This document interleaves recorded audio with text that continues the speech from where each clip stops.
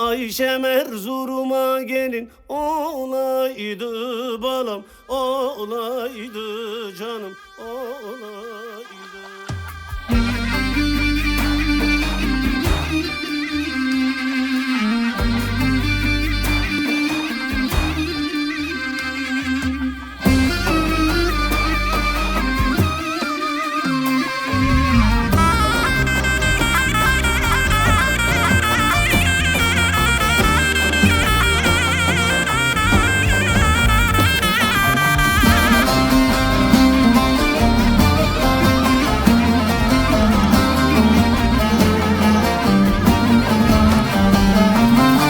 Başımıza kıyamet mi kopardı?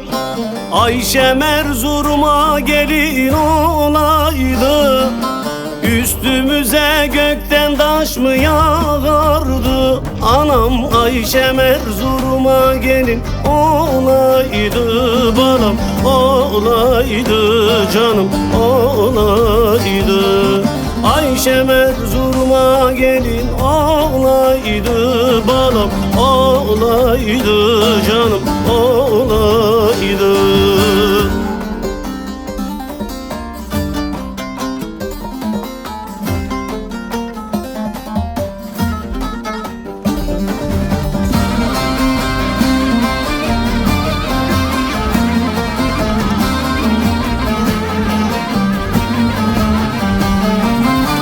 Ak eline kızıl kına yakardım, yar salınsa ben boyuna bakardım.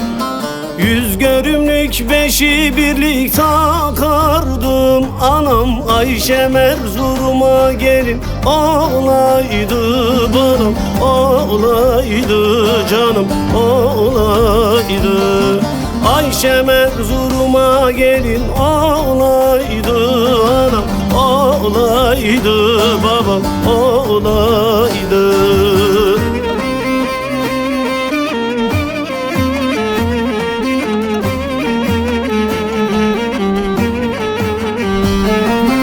Altın yere düşse bile paslanmaz, seven gönül sarmayınca uslanmaz.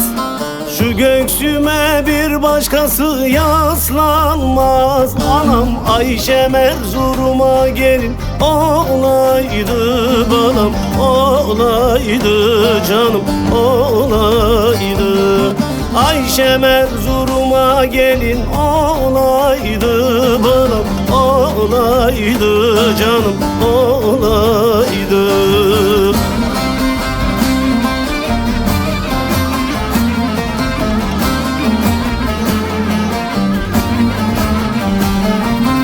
Bugünden çıksaydı düğün alayı, eş dostumuz oynar idi halayı.